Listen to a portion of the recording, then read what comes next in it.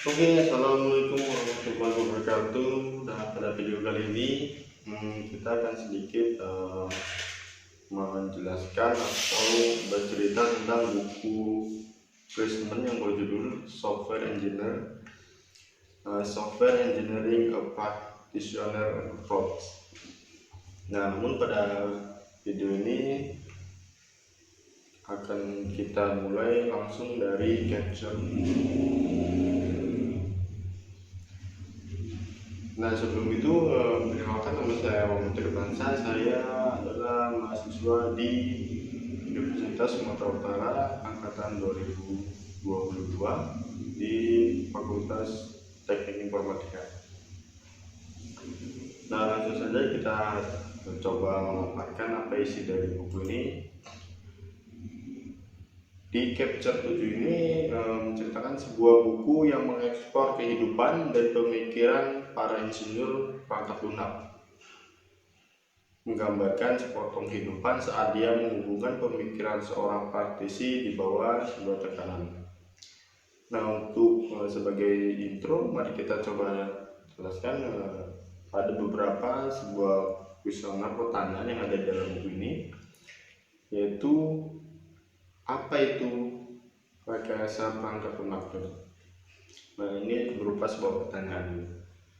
Rekayasa perangkat lunak adalah kumpulan prinsip, konsep, dan metode dan alat yang luas yang harus Anda gunakan atau Anda pertimbangkan sebagai perangkat lunak. Kemudian siapa yang melakukannya? Yang melakukannya tentu saja adalah praktisi atau insinyur perangkat lunak, dan manajer mereka melakukan berbagai tugas menggunakan rekayasa perangkat lunak. Kemudian mengapa ini penting? Nah, sebagai seorang insinyur perangkat lunak ini sudah pasti sangat penting ya, sangat dibutuhkan bagi hampir seluruh di bidang kehidupan ini. Nah, kemudian di dalam buku ini di Capture 7 ini terbagi menjadi beberapa subbab lagi. Yang pertama yaitu adalah Software Engineering Knowledge atau pengetahuan tentang software engineering. Nah, di dalam sini terbagi lagi menjadi beberapa. Nah, di subbab ini menjelaskan secara singkat tentang pengetahuan perangkat lunak itu sendiri atau pengetahuan perangkat.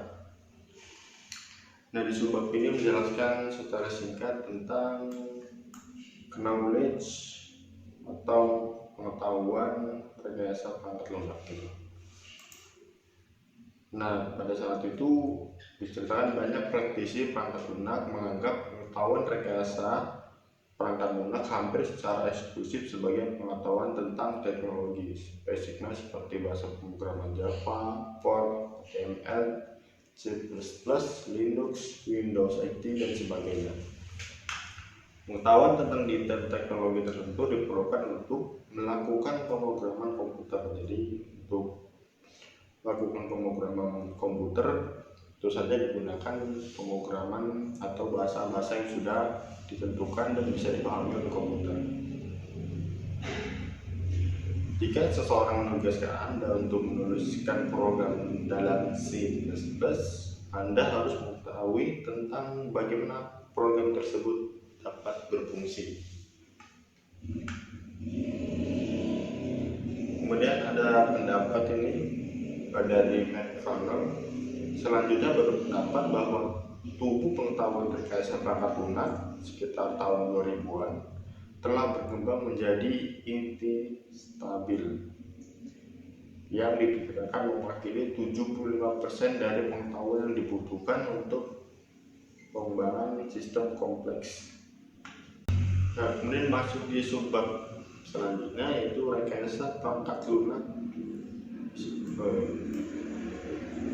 Nah, selanjutnya masuk di subbab.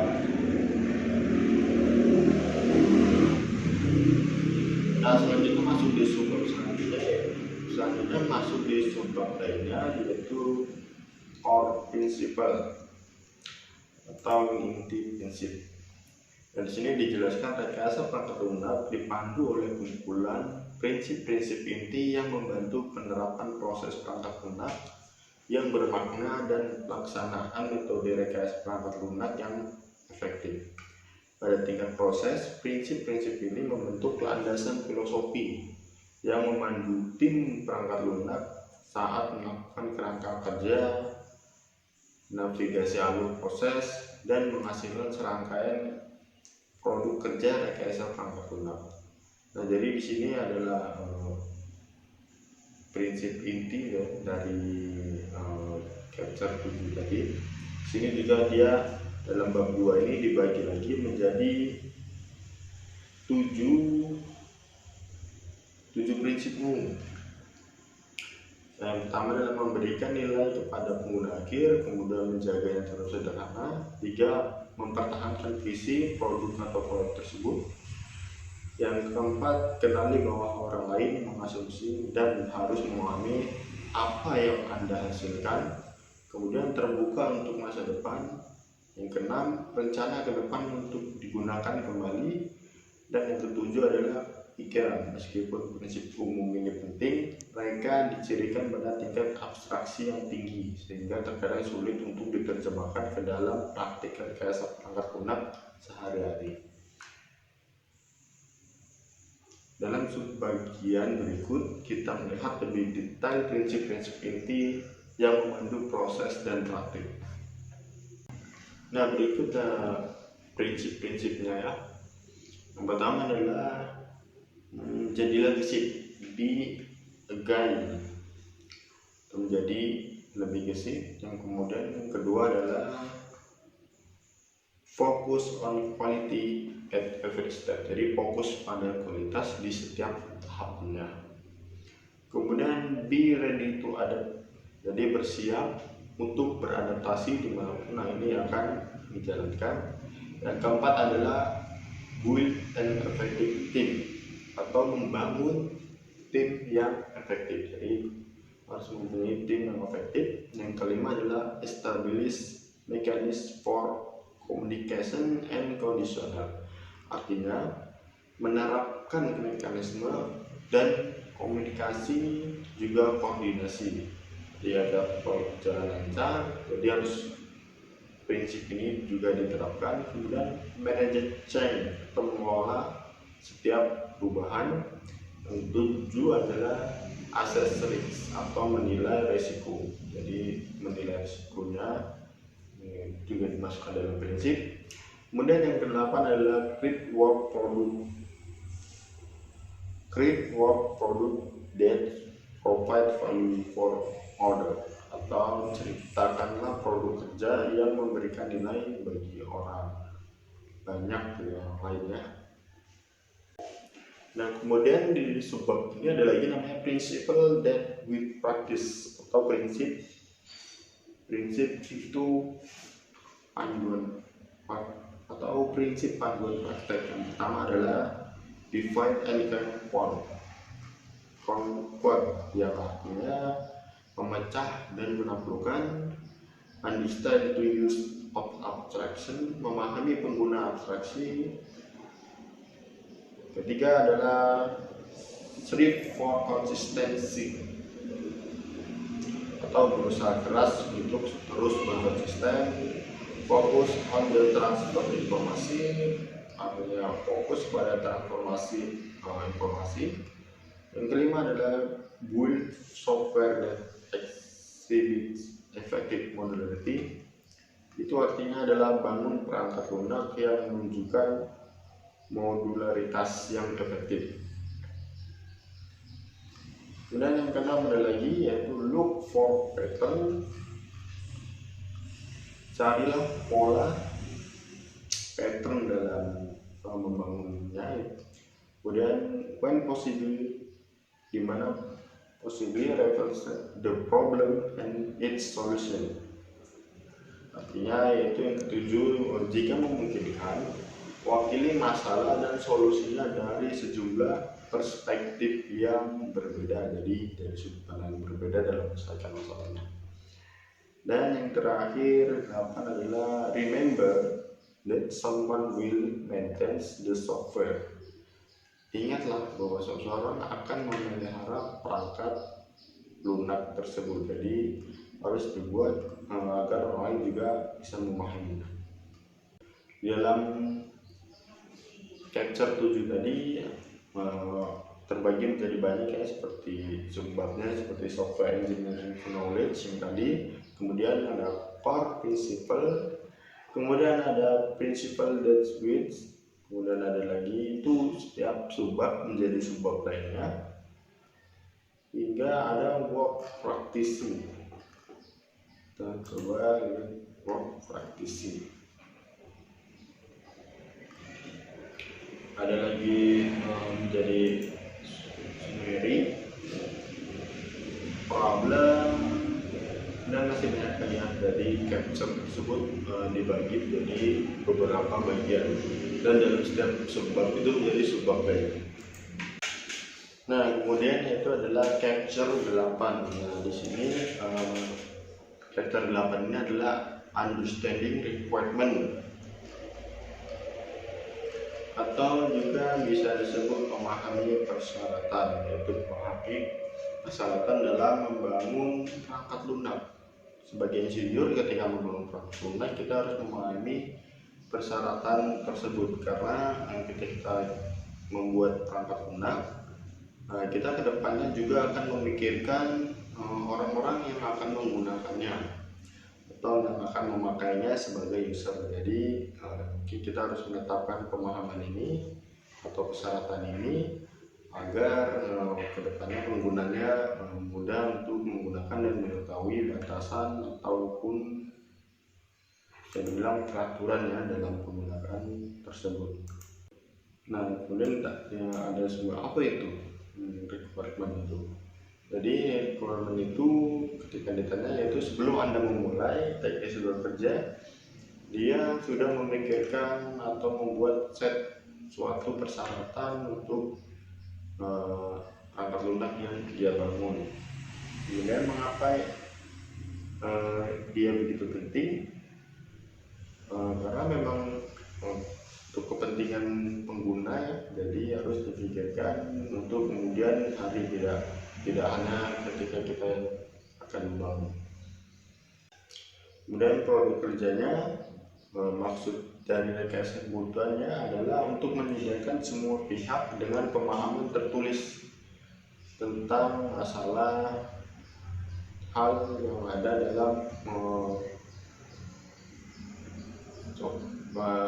hal yang ada di dalam perangkat lunak tersebut dan pemecahannya. Jadi ketika ada masalah juga mereka tahu harus bagaimana. Jadi itu salah satu tugas insinyur dari perangkat lunak. Nah, pada bagian ini juga ada subbab-subbabnya. Yang pertama adalah requirement engineering atau persyaratan rekayasa perangkat lunak. Merancang dan membangun perangkat lunak komputer itu menantang, kreatif, dan menyenangkan. Faktanya membangun perangkat lunak itu sangat menarik, sehingga banyak pengembang perangkat lunak ingin terjun langsung sebelum mereka memiliki pemahaman yang jelas tentang apa yang dibutuhkan. Jadi tidak boleh, walaupun sangat menarik ya, tidak boleh langsung terjun tanpa memikirkan hal-hal yang perlu dipahami oleh seorang insinyur atau engineer. Jadi harus memahami beberapa hal yang memang wajib mereka ketahui. Kemudian ada lagi subbabnya, yaitu establishing the groundwork, atau bisa dikatakan ini membangun pekerjaan dasar. Jadi dalam pengaturan yang ideal, pemangku kepentingan dan perekayasaan perangkat lunak bekerja sama dengan tim yang sama. Dalam masalah tersebut, rekayasa persyaratan hanya masalah melakukan percakapan yang bermakna dengan kolega. Jadi kita membangun harus saling diskusi tentang persyaratan atau peraturan yang tadi. pada seluruh tim. Jadi ada diskusi di antara setiap tim sebelum memulai ataupun ketika sedang dalam pembuatan.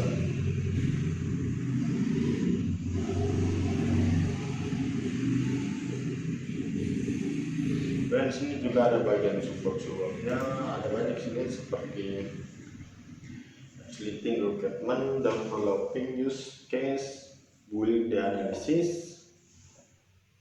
Kita akan coba build the analysis model. Nah, ini ada di bagian subbab 85 akan sedikit tentang pola analisis. Sini jelaskan siapapun yang telah melakukan rekayasa perangkat pada lebih dari beberapa proyek perangkat lunak mulai memperhatikan bahwa masalah tertentu muncul kembali di semua proyek dalam pembangunan tersebut. Jadi ada beberapa masalah yang muncul kembali,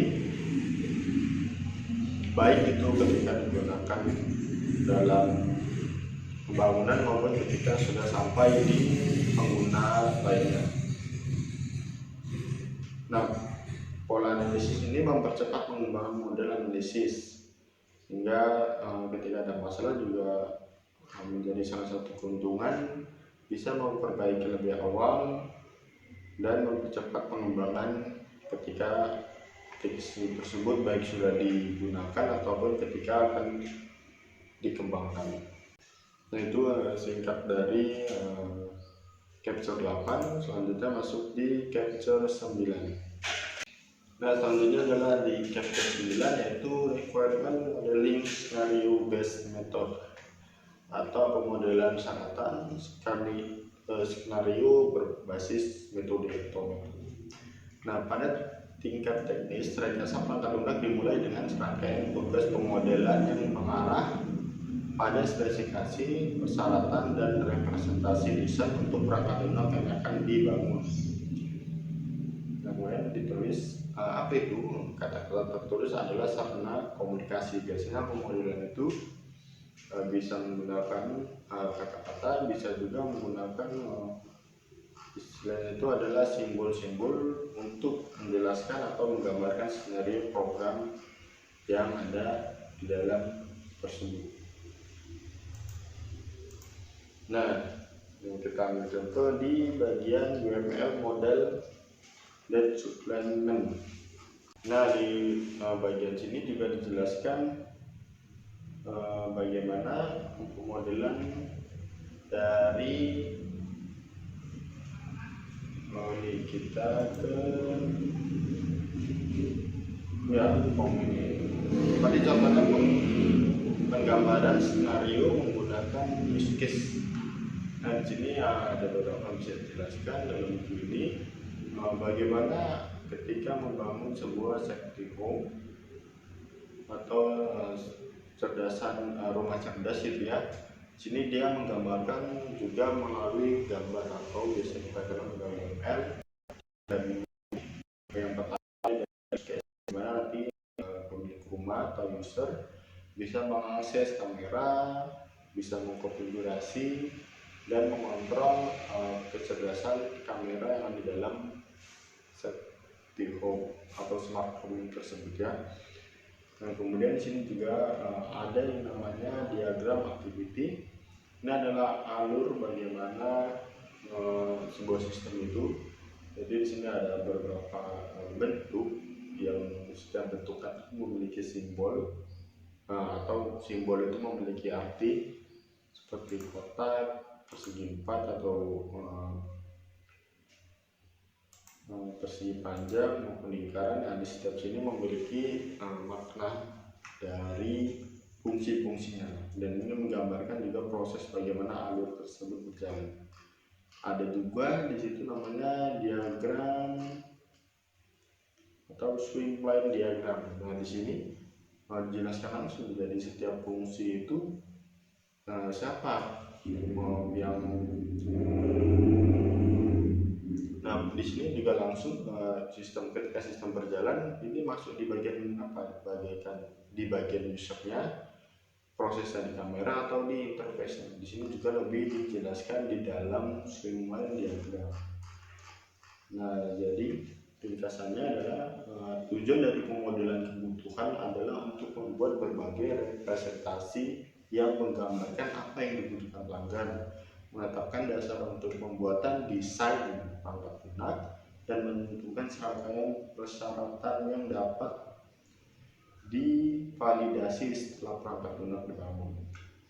Jadi model persyaratan menjembatani kesenjangan antara spesifik tingkat sistem dan menjelaskan keseluruhan sistem dan fungsional bisnis dan desain perangkat lunak yang menjelaskan arsitektur aplikasi perangkat lunak antar pengguna dan arsitektur tingkat komponen.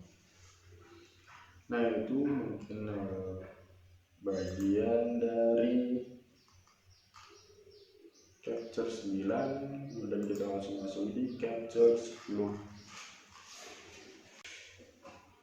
Oke, selanjutnya yaitu adalah capture 10, yaitu requirement modeling class based method. Di sini dijelaskan saat pertama kali diperkenalkan pada awal 1990-an, metode berbasis kelas untuk pemodelan persyaratan sering dikategorikan sebagai analisis berorientasi objek. Meskipun sejumlah berbasis kelas yang berbeda, metode dan representasinya diperkenalkan oleh Code and Yordon mencatat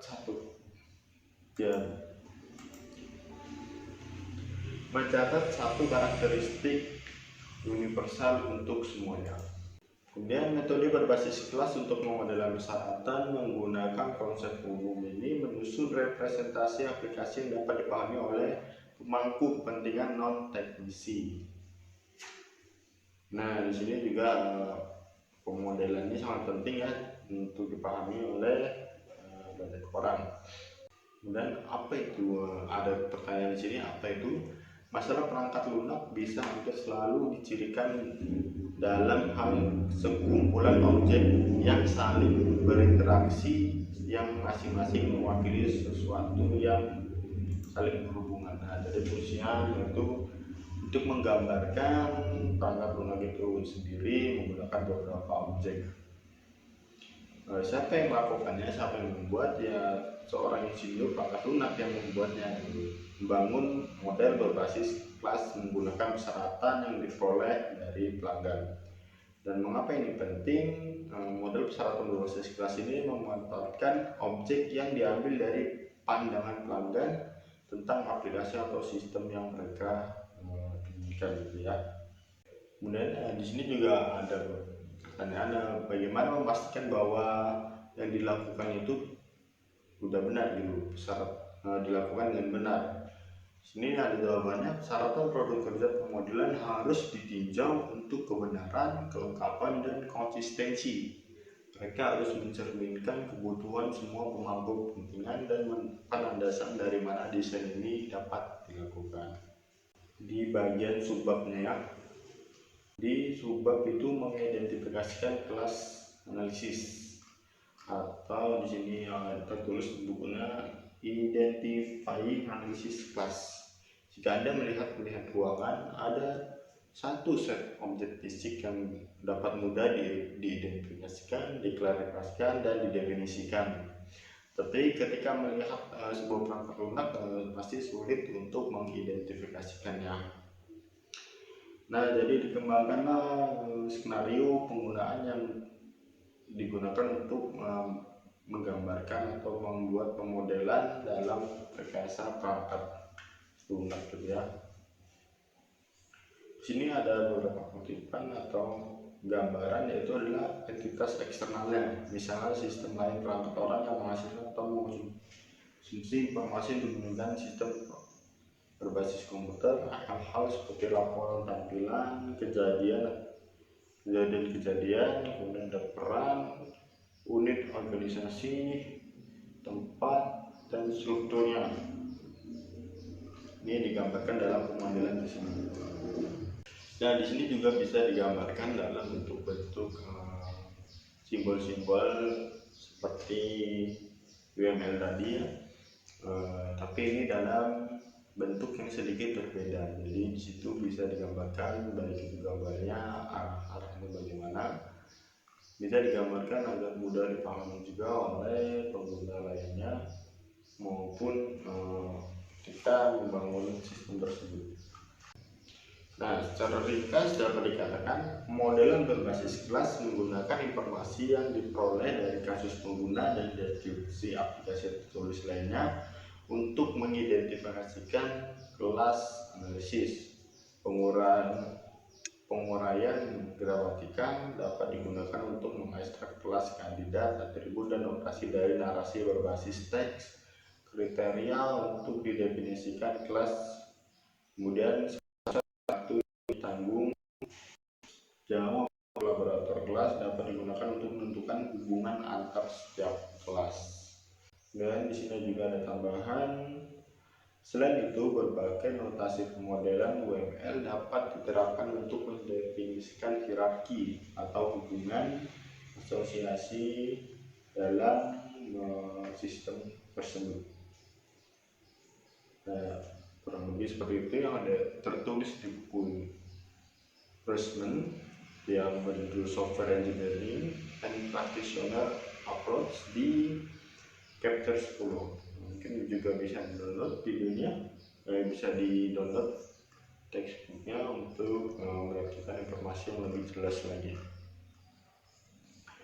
Kemudian masuk di bagian chapter 11, yaitu Requirement Modeling Behavior Pattern and Web Mobile Apps, atau perilaku persyaratan pemodelan seperti tadi, tentang perilaku, pola, dan aplikasi web atau seluler. Setelah diskusi kita tentang model berbasis skenario dan model berbasis kelas di bab atau di chapter 9 dan 10, masuk akal untuk bertanya, bukankah representasi pemodel kebutuhan itu sudah cukup? Nah, ketika pemodelan itu semua sudah selesai, baik itu mulai dari pembangunan persyaratannya, memahami persyaratannya, kemudian menggunakan pemodelannya. Nah, selanjutnya itu ke tahap selanjutnya, yaitu satu-satu jawaban yang masuk akhirnya adalah tergantung untuk berapa jenis perangkat lunak. Nah, ini dibangun lagi untuk di sini dijelaskan use case memungkinkan satu-satunya representasi pemodelan kebutuhan yang diperlukan bagi yang lain. Pendekatan berorientasi objek dipilih dan model berbasis kelas dapat dikembangkan namun dalam situasi lain. Nah, dalam bab ini apa yang akan dibahas? Dalam bab ini adalah akan mempelajari tentang dimensi lain dari model, persyaratan model, perilaku, pola, dan spesifikasi lainnya. Di sini di subbabnya create a behavior model, atau membuat kebiasaannya, pola, notasi pemodelan yang telah dibahas dalam sebelumnya mewakili elemen dari model persyaratan. Di sini di subbab ini dijelaskan model perilaku menunjukkan bagaimana perangkat lunak akan merespon peristiwa atau rangsangan eksternal. Nah, jadi di sini juga akan diketahui bagaimana perangkat atau kerja perangkat lunak tersebut ketika mendapat masukan atau sentuhan dari eksternal, bagaimana responnya. Nah, jika langkah-langkah itu sudah dilakukan, dapat kita lakukan beberapa evaluasi untuk pengembangannya ataupun mengidentifikasi permasalahan-permasalahannya, baik itu mulai dari modelnya maupun sistem perangkat lunak yang akan digunakan. Nah, di sini lebih banyak dituliskan tentang menganalisis, baik itu berdasarkan ketika digunakan, identifikasi dengan cara kasus penggunaan. Jadi ini di identifikasi ya, baik itu tadi dijelaskan tadi polanya, kemudian model-model. Nah, tadi di sini dijelaskan ya bagaimana polanya, kebiasaannya dalam. Nah, pada chapter 11 ini lebih banyak untuk menentukan pola atau mengidentifikasi pola dari perangkat lunak yang dibuat atau yang telah dibangun gitu. Kemudian di sini kita coba di subbab lainnya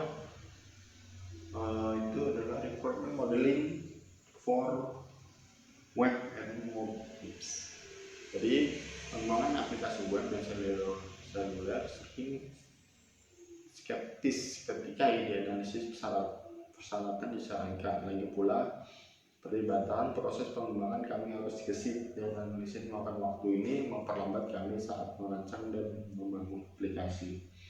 Nah, jadi pembangunan sebuah perangkat lunak ini juga butuh namanya identifikasi ketika penggunaan. Jadi ketika tidak diperbaiki atau dikembangkan, bukan ketika dibangun, tapi lebih cepat ketika sudah digunakan. Jadi dapat diketahui poin-poin mana yang perlu diperbaiki dan kembangkan lagi sistemnya atau perangkat lunak tersebut.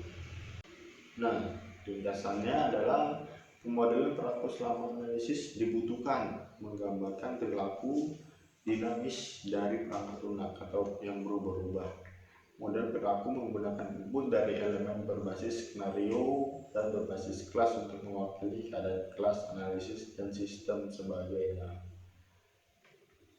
Untuk mencapai hal ini, status diidentifikasikan peristiwa sebagai penyebab kelas, melakukan transisi dari satu status ke status lainnya.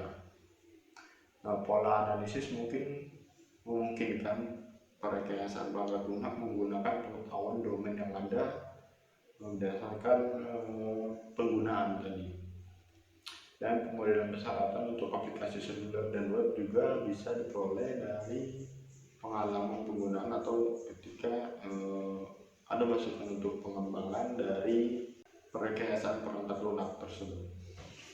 Nah, selanjutnya masuk di capture 12. Di capture 12 ini berjudul Design and Concept.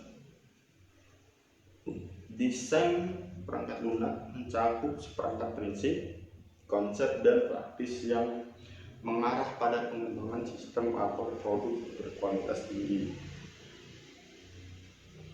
Prinsip-prinsip desain menetapkan filosofi utama yang memandu dan untuk menentukan bagaimana perekayasaan perangkat lunak tersebut akan dibangun. Kemudian desain adalah apa yang ingin dilakukan oleh hampir setiap insinyur. Ini adalah tempat di mana kreativitas berkuasa di atas pemangku kepentingan ataupun bisnis. Jadi desain ini lebih penting ya dari yang lainnya. Berdasarkan kebutuhan dan pertimbangan teknis semua yang datang bersama-sama dalam perumusan produk atau sistem. Desain menciptakan representasi atau model perangkat lunak, tetapi tidak seperti model persyaratan. Kemudian siapa yang melakukannya? Sudah pasti yang melakukannya adalah insinyur perangkat lunak melakukan setiap tugas desain. Dan mengapa ini penting? Desain memungkinkan Anda untuk memodelkan sistem atau produk yang akan dibangun. Jadi ketika membangun sebuah perekayasaan perangkat lunak juga memikirkan desain baik itu secara fungsional maupun penggunaan agar seperti contohnya tidak sulit ketika digunakan oleh orang awam, mudah dipahami. Nah, adapun langkah-langkahnya, desain menggambarkan perangkat lunak di dalam berbeda cara. Yang pertama yaitu adalah dimodelkan dulu seperti apa yang ingin dibentuknya. Nah, kemudian dari situ dapat dikembangkan lagi baik itu kekurangan maupun hal-hal yang dibutuhkan lainnya. Kemudian kita masuk di subbab. Contohnya kita masuk di subbab pertama yaitu adalah design with the context of software engineering atau desain dalam konteks perekayasaan perangkat lunak. Desain perangkat lunak duduk di kernel teknis rekayasa perangkat lunak dan diterapkan terlepas dari model proses perangkat lunak yang digunakan. Dimulai setelah persyaratan perangkat lunak dianalisis dan dimodelkan. Jadi setelah dianalisis di awal, di capture awal tadi, kemudian dibuat pemodelannya, maka selanjutnya desain perangkat lunak adalah yang terakhir. Desain perangkat lunak dimulai sebagai iterasi pertama dari rekayasa kebutuhan sampai pada kesimpulan. Maksud dari desain perangkat lunak adalah untuk menerapkan seperangkat prinsip, konsep, dan praktik yang mengarah pada pengembangan sistem antar produk berkualitas tinggi. Tujuan dari desain adalah untuk membuat model perangkat lunak yang akan mengimplementasikan semua kebutuhan pelanggan dengan benar dan memberi kesenangan bagi mereka yang menggunakannya. Jadi itu adalah fungsi dari desain tersebut ya. Nah, selanjutnya kita masuk di capture 13. Nah, selanjutnya di capture 13 yaitu architectural design atau arsitektur desain. Desain telah digambarkan sebagai proses multilangkah di mana representasi struktur data dan program, karakteristik antarmuka, dan detail prosedural disintesis dalam strata informasi. Desain adalah kegiatan yang berkaitan dengan pengambilan keputusan besar, seringkali bersifat struktural. Ini berbagi dengan pemrograman untuk mengabstraksi representasi informasi dan urutan pemrosesan. Tapi tingkat detailnya sangat berbeda pada ekstrimnya. Desain pembangunan representasi program terencana dengan baik, berkonsentrasi pada keterkaitan bagian-bagian di tingkat yang lebih tinggi dan operasi logis yang terlibat di tingkat yang lebih rendah. Dan apa itu? Desain arsitektural mewakili struktur data dan komponen program yang dibutuhkan membangun rekayasa atau berbasis komputer. Sistem ini mempertimbangkan gaya arsitektur yang akan diambil oleh sistem dan siapa yang melakukannya.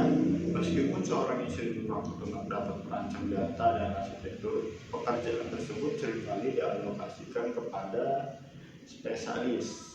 Ketika sistem yang besar dan kompleks akan dibangun, perancangan berbasis data ataupun gudang data membuat arsitektur data untuk suatu sistem atau keahlian khusus gitu ya. Kemudian mengapa ini penting?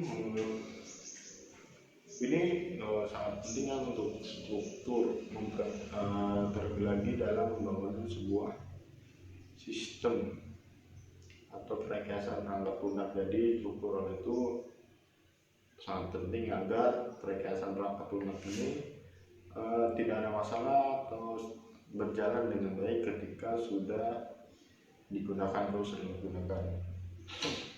Nah, secara singkatnya, arsitektur perangkat lunak memberikan pandangan holistik dari sistem yang akan dibangun. Ini menggambarkan struktur data, struktur dan organisasi komponen perangkat lunak dan propertinya, juga koneksi di antara mereka. Komponen perangkat lunak termasuk modul program dan berbagai representasi data yang dimanipulasi oleh program.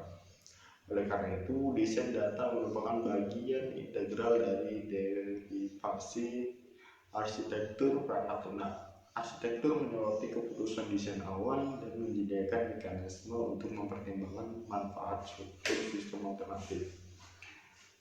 Sejumlah gaya dan pola arsitektur yang berbeda tersedia untuk insinyur perangkat lunak dan dapat diterapkan dalam genre arsitektur tertentu. Jadi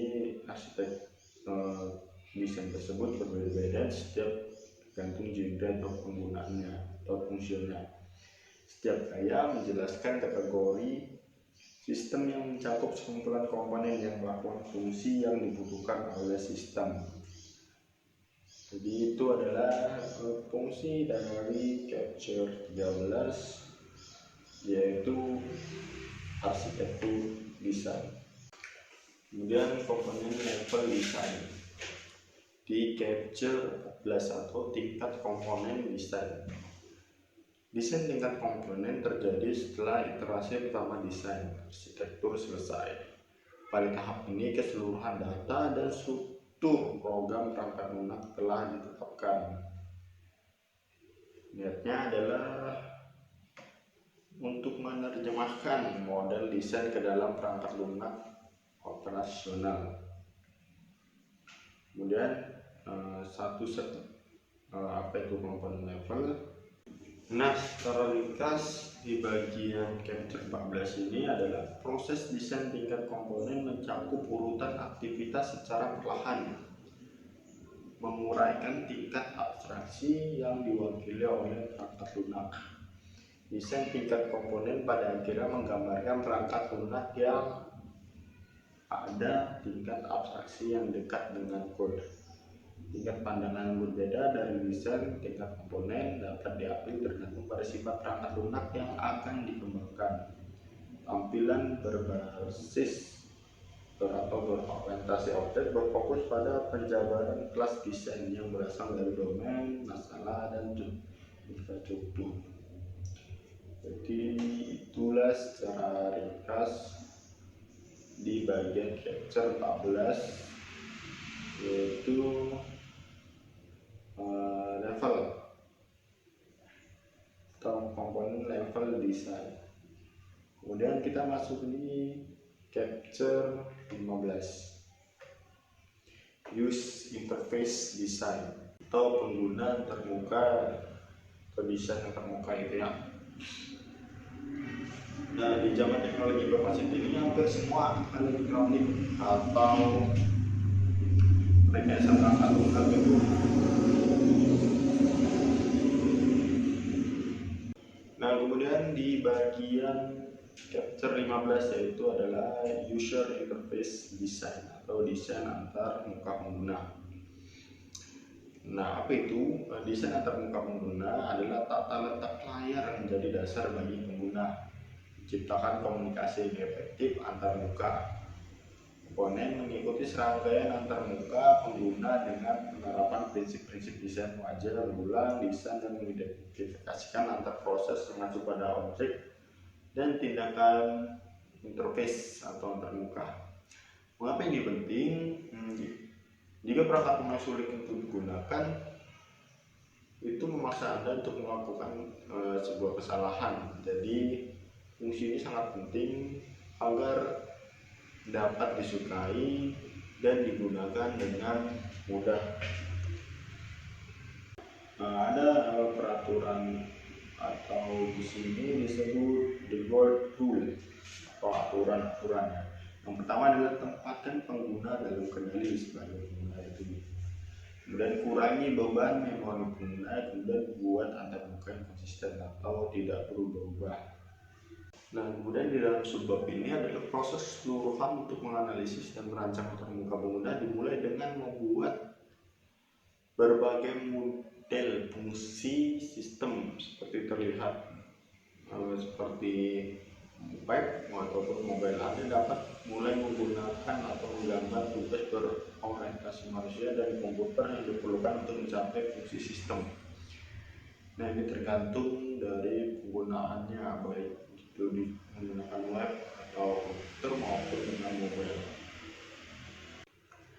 Analisis antar muka berfokus pada profil pengguna yang akan berinteraksi dengan sistem, tingkat keterampilan, pemahaman bisnis, dan penerimaan umum terhadap sistem baru.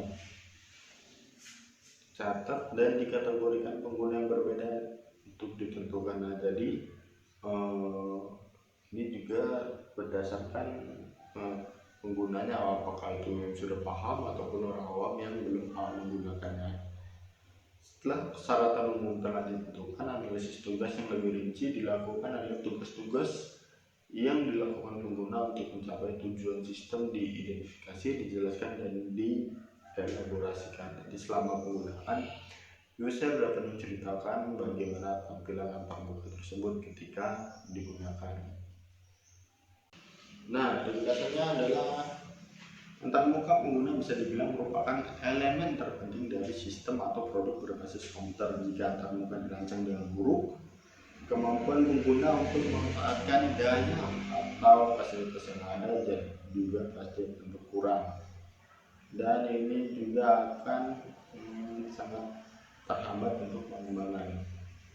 Jadi faktanya termuka yang lemah dapat menyebabkan kegagalan aplikasi yang dirancang dengan baik dan diimplementasikan secara sulit. Itu adalah cara ringkasnya.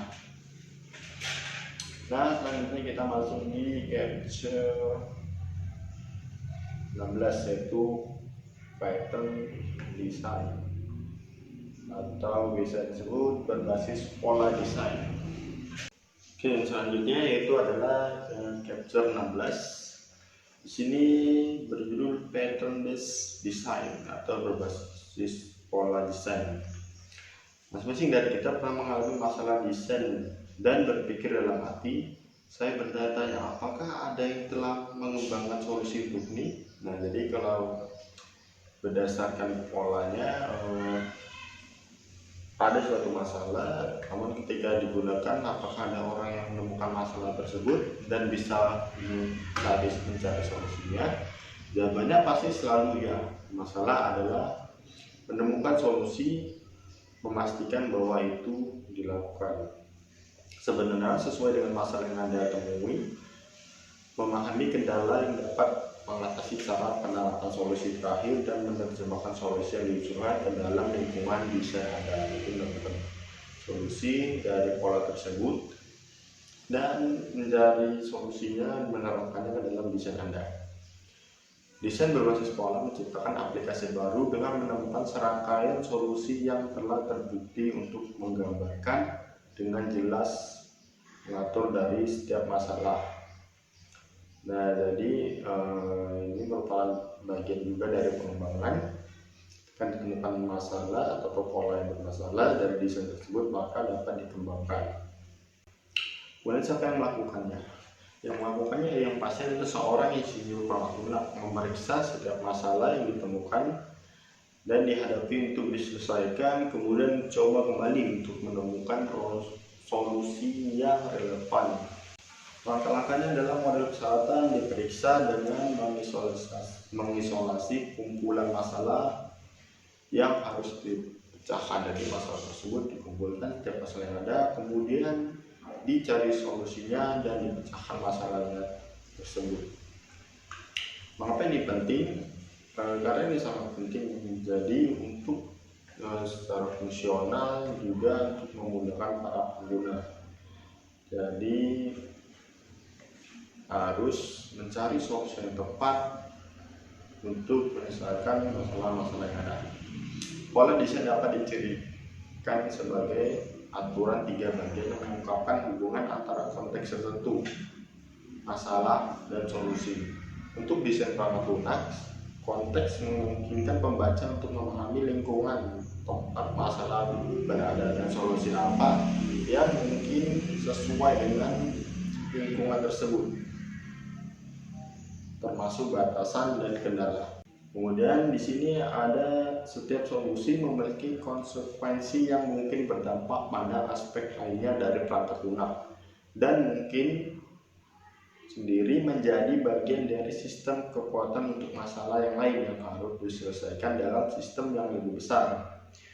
Adapun beberapa ciri pola desain yang efektif dengan cara berikut. Yang pertama adalah memecahkan masalah.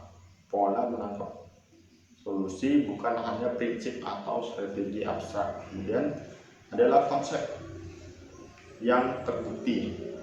Pola menangkap solusi dengan rekam jejak, bukan teori atau spekulasi, jadi berdasarkan penggunaan. Solusi yang tidak jelas.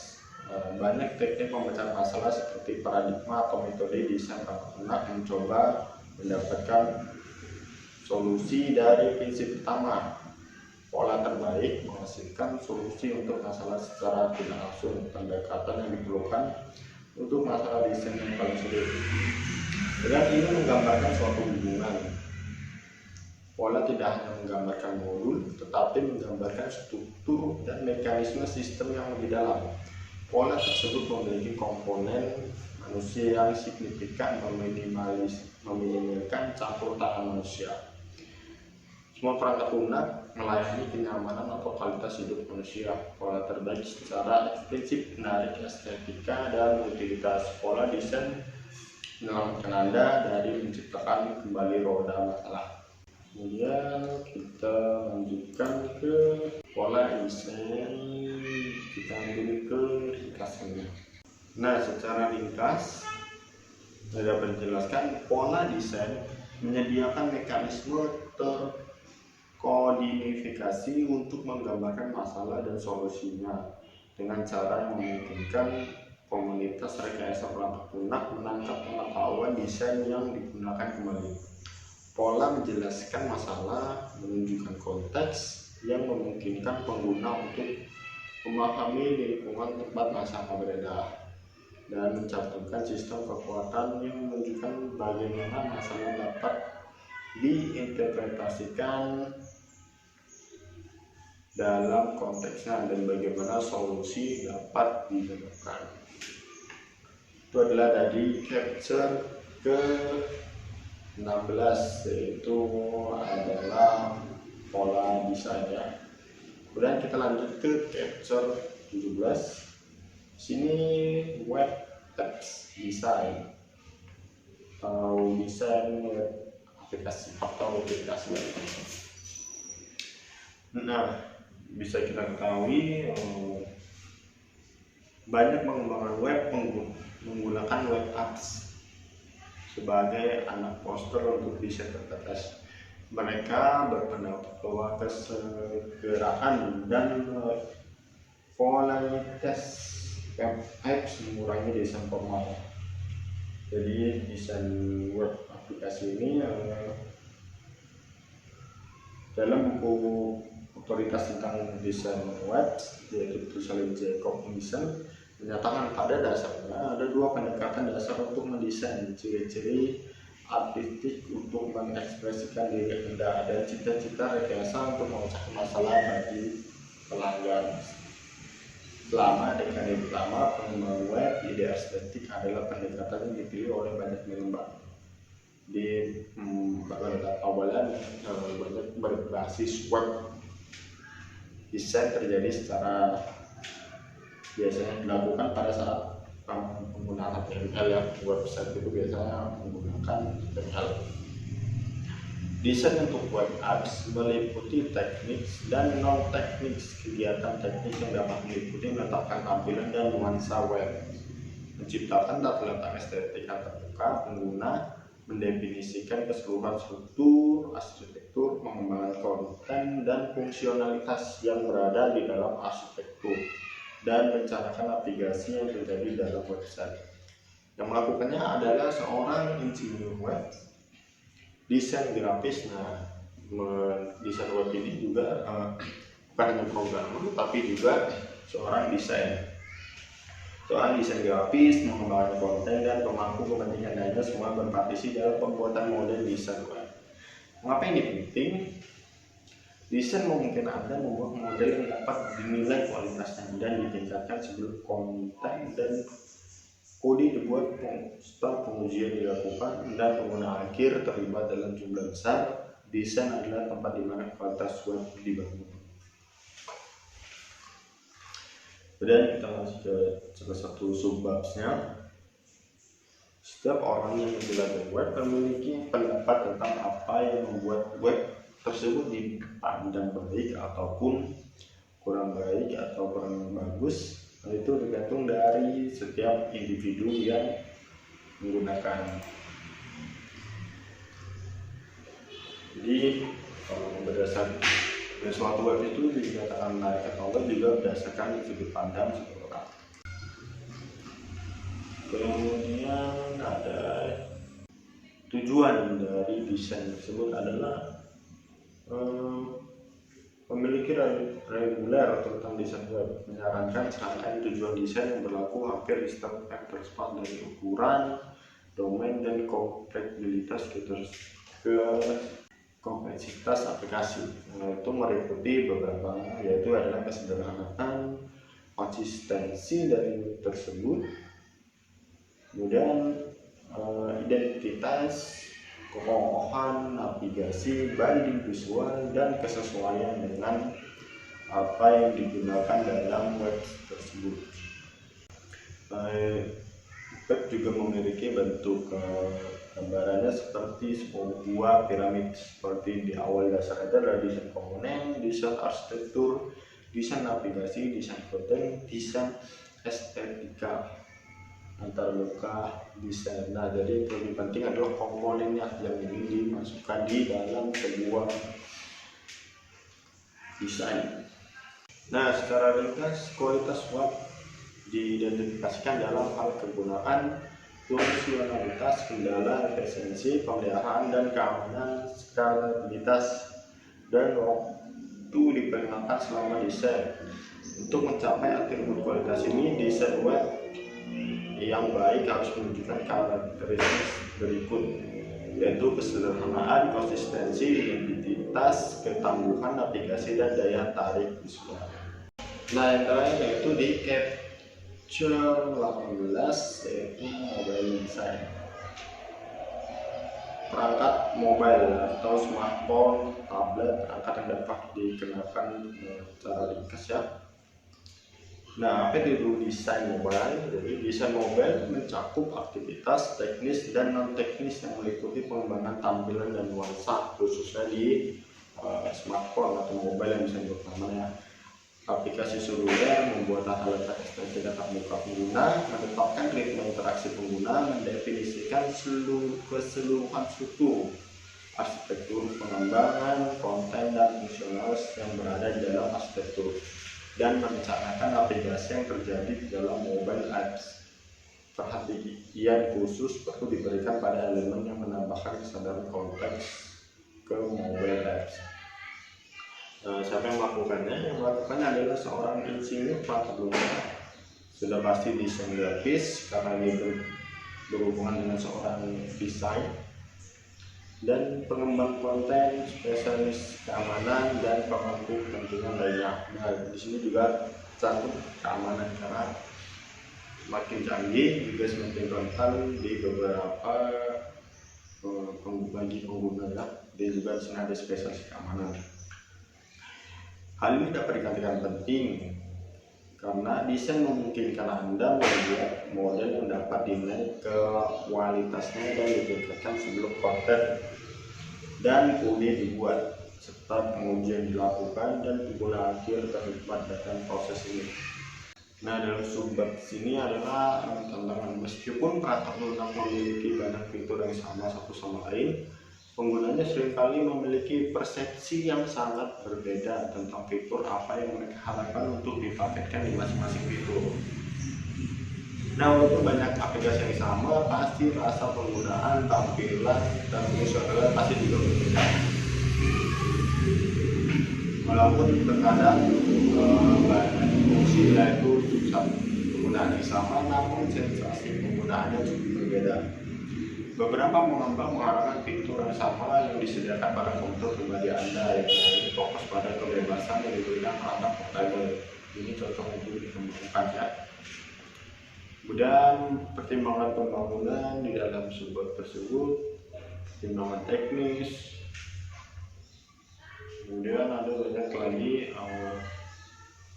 bagian-bagian yang harus diselesaikan seperti penggunaan atau kompleksitas pengujian. Itu juga salah satu ketika mengembangkan desain web nanti berbasis mobile. Nah, di saat ini pengembangan mobile juga sangat signifikan, jadi banyak orang yang berfokus pada pengembangan mobile apps. Nah, secara ringkas adalah kualitas mobile apps didefinisikan dalam istilah fungsionalitas, keandalan, kegunaan, efisiensi, kenyamanan, pemeliharaan, skabilitas, dan probabilitas diperkenalkan selama desain. Jadi hal-hal tersebut harus tercantum dalam sebuah desain mobile apps, tetapi harus juga mengikuti peraturan atau langkah-langkah yang ada sehingga semua hal tersebut dapat tercakup. Mobile yang baik harus didasarkan pada tujuan desain berikut, yaitu dimana ada kesederhanaan, tidak sulit, artinya harus user friendly. mana personalitas, fleksibilitas, dan lokalisasi. Desain antarmuka menggambarkan struktur atau organisasi antarmuka bagi user, mencakup representasi tata letak layar, definisi mode interaksi, dan deskripsi mekanisme ataupun navigasi. Jadi itu banyak hal ketika dalam membangun desain, khususnya dalam desain web apps atau mobile apps ya. Dan mungkin itu bisa saya sampaikan. Lebih dan kurang saya mohon maaf karena mungkin ada keterbatasan waktu ataupun kurangnya pemahaman. Jika ingin lebih paham juga bisa mendownload bukunya atau textbooknya secara langsung di internet, yaitu Freshman yang berjudul Software Engineer and Practitioner and Forms. Terima kasih. Assalamualaikum warahmatullahi wabarakatuh.